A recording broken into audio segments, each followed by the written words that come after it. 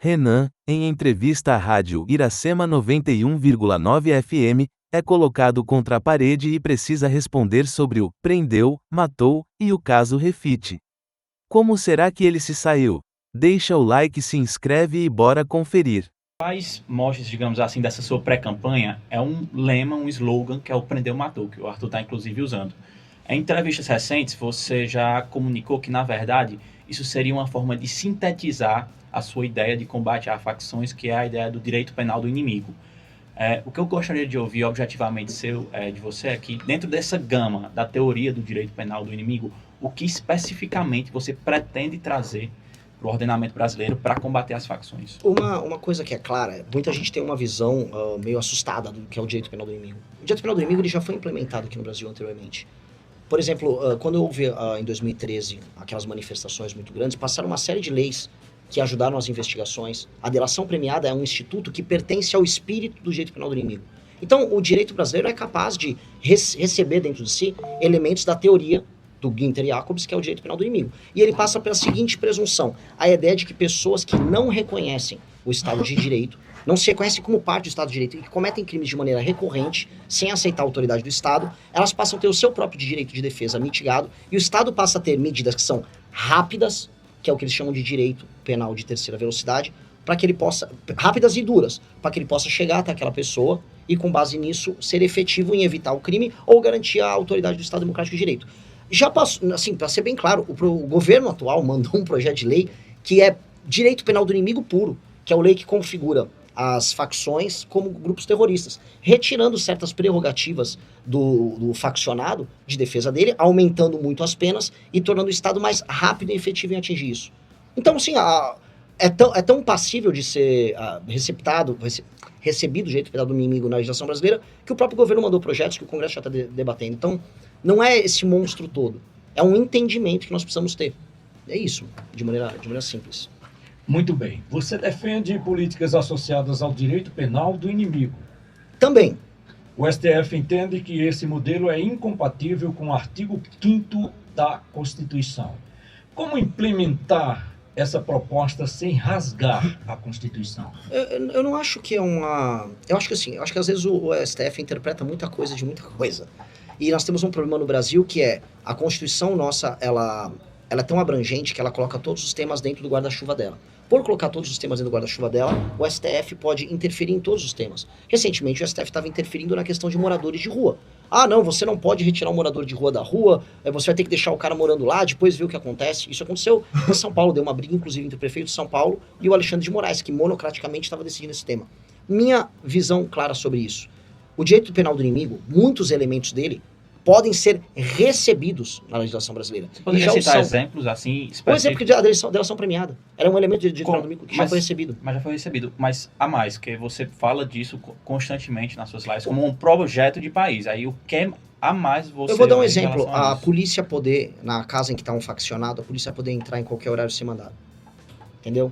Uma região tomada por faccionado, que você declara um estado de defesa, você atuar naquela região. Isso é um exemplo dentro do estado de defesa, mas o cara, você poder buscá-lo, você poder fazer buscas e apreensões, você fazer quebras de sigilo bancário, sigilo fiscal, tudo muito rápido sobre essas pessoas em lote, com base em investigações que estão rolando em curso, isso é a ideia do direito penal do inimigo. Você mesmo reconheceu agora, e há de convir, que o STF ele tem um entendimento, principalmente esse STF hipertrofiado. Sim.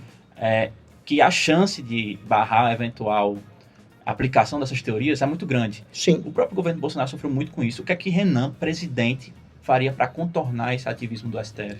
É não ter, para começar, e vamos provocação aos bolsonaristas, é não ter um filho eu já não tenho um filho, né? Mas não ter um filho encalacrado, como o Flávio, né? Não ter um filho encalacrado que te obriga a sentar para fazer negociações e ceder naquilo que é essencial. Eu sequer penso que o Bolsonaro tinha um plano nessa área. O Bolsonaro nunca teve um plano. O Moro teve um plano, que era o pacote anticrime dele, que é um plano que, se você for um bolsonarista, você fala, bom, esse plano fazia parte do governo Bolsonaro. Ele entrou com o plano. Só que o plano, o próprio governo tirou o pé.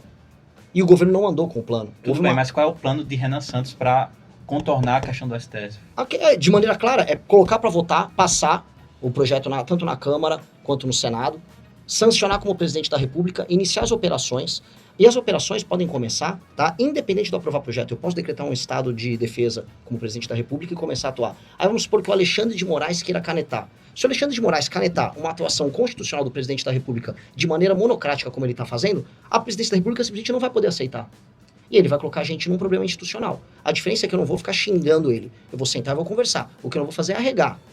Se eu fui eleito numa eleição, veja só, hoje eu tenho 3 a 4% nas pesquisas. Se eu for chegar primeiro a 25%, 30%, vou pro segundo turno. E indo pro segundo turno, eu derroto o Lula no segundo turno. Num cenário desses, eu ganhei a eleição falando sobre esse tema. Ou seja, a população brasileira falou que o tema mais importante dela é fazer esse combate ao crime. Chego ao poder, começo a implementar o programa de governo que existe dentro da legislação brasileira contra o crime organizado. Aí me aparece o ministro da Justiça, o ministro da STF, de maneira monocrática, e mete essa, cara, eu não vou poder arregar. Mas tu percebe que é um pouco complicado você chegar diante dessa situação do Supremo no Brasil e sua solução ser, vamos sentar para conversar. Tu não acha um pouco não é sentar jogar para para um subjetivo, não dá objetividade para a população compreender como isso vai ser eu na estou sendo claro. Lei legal não se cumpre. Lei legal não se cumpre. E aí... Lei legal não se cumpre. Aí, cara... Não é golpista, será não também? É golpista, não pretendo golpe de Estado. Eu digo assim, o Bolsonaro chegou a afirmar... Eu não quero fechar o Congresso, eu não quero fechar o STF, eu não quero sequer sair prendendo o ministro do STF, a não ser que mereçam. Começar agora a dar aso para discussões bem claras nessa linha. O que o Toffoli, e esse, não sei se chegou a ver o do Alexandre de Moraes hoje, o que ficou claro do envolvimento deles no caso do Banco Master, eu tenho que ser muito cuidadoso, infelizmente, porque eu não disponho desses poderes hoje como presidente da República. O que eles fizeram, eu acho que está bem claro o que é. É bem claro o que é. Todo mundo que está nos ouvindo sabe que é bem claro o que é. E eles não estão hoje numa posição nem moral, nem institucional, de sair querendo bancar uma briga dessas. E, honestamente, eu não acho que eles vão obstar a atuação do presidente da República nesse sentido. Inclusive porque eu sei, e aí acompanhando a própria política que existe dentro do STF, hoje há uma perda de poder desses ministros. Especialmente o Alexandre de Moraes. Há uma perda de poder. O Alexandre de Moraes... Impeachment é a solução nesse caso, você acha? Se for o caso, sim. Você apoiaria? Se for, apoiaria. Não, nesse caso do Banco Master, o Toffoli eu já vou pedir impeachment agora. Sexta-feira eu tô numa manifestação pedindo impeachment do Toffoli. A gente vai analisar agora o que saiu no Metrópole sobre Alexandre de Moraes, porque parece ser o caso também. Então, assim, a gente tá pedindo manifestação na frente do Banco Master falando de impeachment do Dias Toffoli. Acho que o caso do Dias Toffoli já cruzou qualquer linha do aceitável. O caso do Alexandre de Moraes está indo pro mesmo caminho. Então, sim, há uma disputa junto com o STF, caso o STF se comporte, aí sim, de uma maneira profundamente anti-institucional, tirando do Poder Executivo as prerrogativas dele de garantir lei e ordem no próprio Estado, pô, aí não é aceitável. Aí, cara, é ganhar uma eleição pra presidente sendo um charlatão. Aí é melhor nem sair de casa, cara. Ficar pisando no bar, sujando o tênis pra ir e mentir lá, aí eu seria um pamonha.